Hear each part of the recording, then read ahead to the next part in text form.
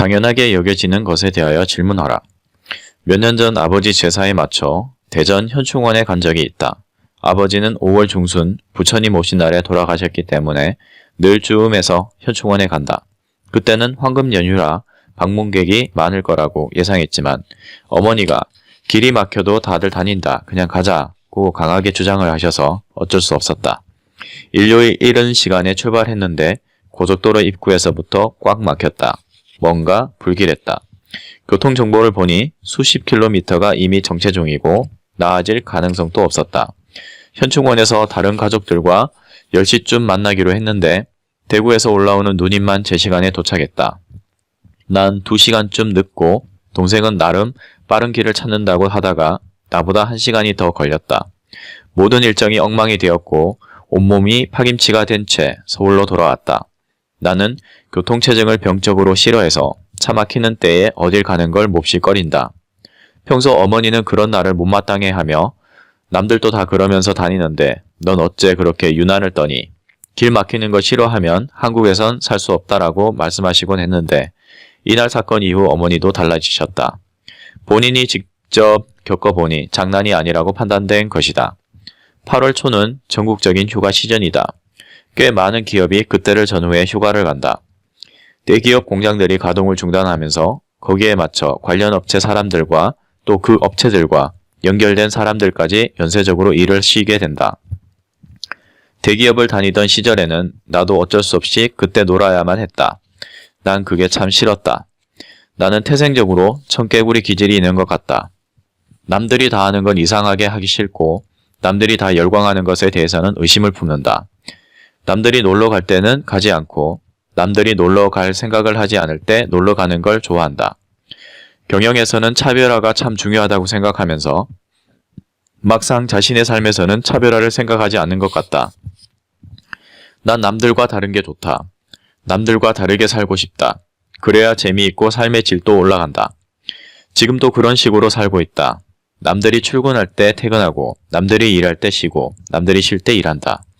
남들이 다 보는 영화는 보기 싫고 남들이 안 보는 영화는 보고 싶다. 심지어 2002년 한일 월드컵도 제대로 보지 않았다. 내가 경기를 보면 응원하는 팀이 진다는 징크스가 첫째 이유였고 조마조마한 마음으로 2시간을 보내야 한다는 것도 내키지 않았다. 어차피 내가 본다고 이기는 것도 아닌데 나까지 보탤 것은 없다는 생각에 그 시간에 책을 읽고 싶었다. 생각도 그렇다. 남들이 당연하게 생각하는 것에 대해 늘 의문을 품는다. 강의를 할 때는 특히 차별화가 중요하다. 남들과 다른 생각을 해야 호소력이 높아진다. 남들도 다 아는 사실, 너도 동의하고 나도 동의하는 사실을 이야기하고 싶지는 않다. 그런 뻔한 이야기를 해서는 청중을 흔들어 놓을 수 없다. 그래서 습관적으로 통념에 저항하는 생각을 하려고 노력한다.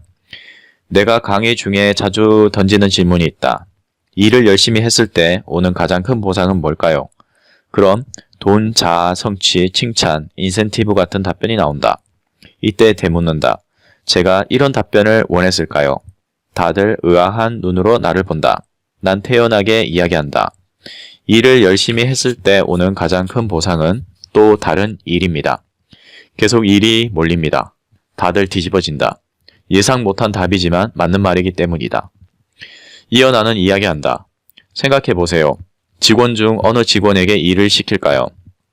허술하고 맨날 뭔가 빼먹는 직원에게는 일을 시키지 않습니다. 딱 부러지고 확실한 직원에게 일을 줍니다. 그럼 당연히 한 사람은 바쁘고 다른 한 사람은 한가합니다. 불공평하다고 생각하나요? 단기적으로 그럴 것 같지만 장기적으로는 일 많은 사람이 유리합니다.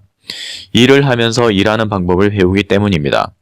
나는 질문을 떠올릴 때 곧바로 떠오르는 답변과 더불어 미처 생각하지 못한 답변으로는 무엇이 있을까를 함께 생각하곤 합니다.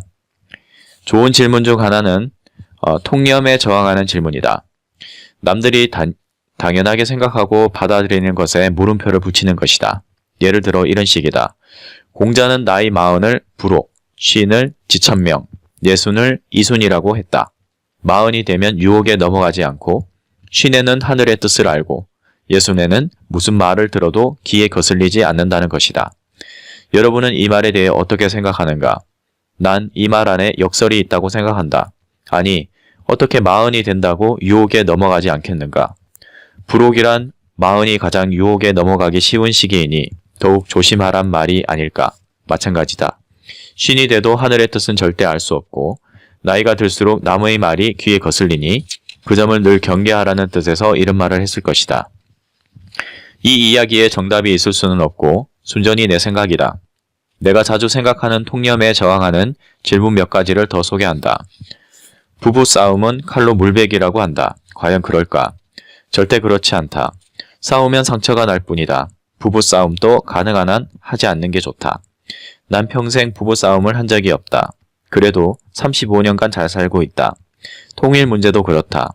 퀘벡, 스코틀랜드, 카탈루냐 등 다른 나라들은 다들 독립을 하려고 난리인데 우리는 왜 통일을 하려고 할까? 통일이 그렇게 필요할까? 통일을 해서 얻는 건 무엇이고 잃는 건 무엇일까? 혁신은 통념의 저항에서 나온다. 남들이 당연하게 생각하는 것에 대해 의심을 품고 그에 대한 질문을 할 때 나온다. 여러분이 당연하게 생각하는 것은 무엇인가? 그것에 의문을 갖고 질문을 해보라. 새로운 세상이 열릴지 누가 아는가?